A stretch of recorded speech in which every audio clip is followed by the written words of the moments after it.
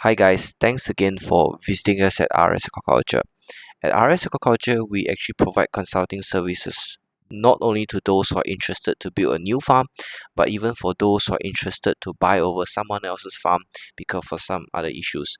So in this video, I'll be showing you guys an actual test example on how do we perform due diligence for those who are interested in acquiring a new farm, especially for even fish farming.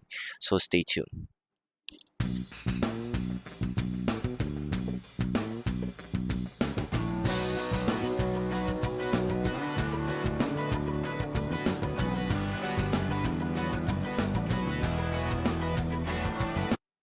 So welcome back guys. For those who are new to RS Aquaculture, we actually produce content with regards to mud crab farming and shrimp farming, either using RS technology or even biofloc technology.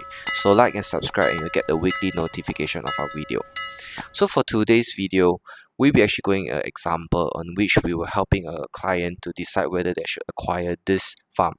And at the moment, this farm is actually in production. They're actually producing what we call snakehead, and the production obviously has not been great. That's why this person have decided to want to sell up this farm.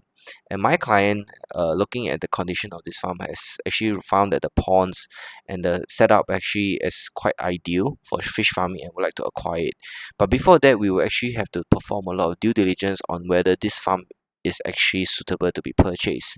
So one of the first few things we did when we get onto the farm is to check the feeding. Right, so we actually decided to put in some feed, and we like to see what's the reaction of the fish. So as you can see, the fish doesn't really want to eat any of the feed that we provide, and we suspect there might be other issues with the water quality. As a result, the snakehead in these ponds are not active. And even this farm actually comes with a lot of other facilities such as water discharge and many other factors, but the most important thing to consider is the issues of water quality.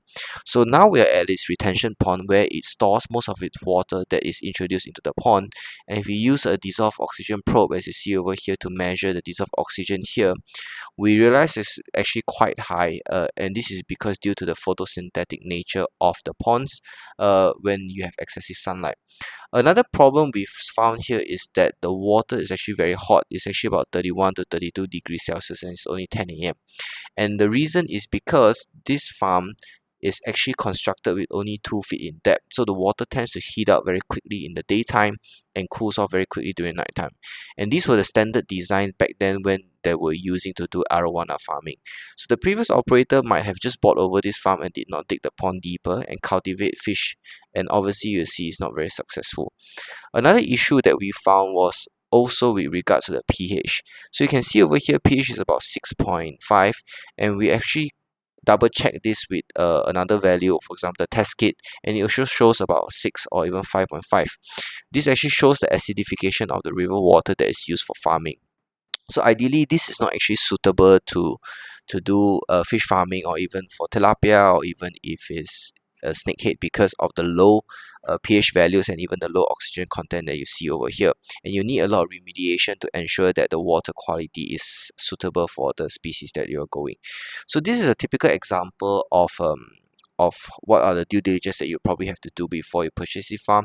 What you can do is to measure out all the water quality on site and to determine why is the owner actually wanting to sell. And this is part of any operations. If you decided to take over the farm, we always check this first, and we always check the water quality and the parameters, not just during one period of time but multiple periods of time, because water quality tends to change throughout the year, especially when you are in coastal areas that where your tide fluctuation will change. So the best way is to ensure that you have a good understanding of how all the water actually flows through the area.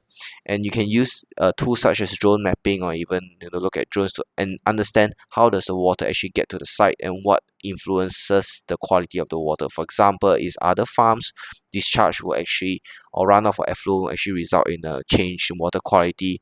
And not just that, you also have to worry about diseases, especially if you're in the arena of shrimp farming. Well, most of the time what we realize in Malaysia or in Asia is that there's no ideal farm, because if it's ideal in the first place, the owner will probably not be selling it.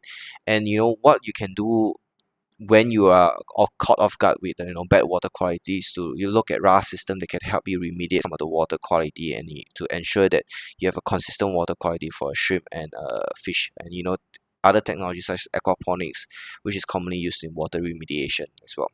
So hopefully you guys like this episode and you learn something about aquaculture. And remember guys, we produce content every Friday, and do like and subscribe. Hope to see you back again at Aquaculture.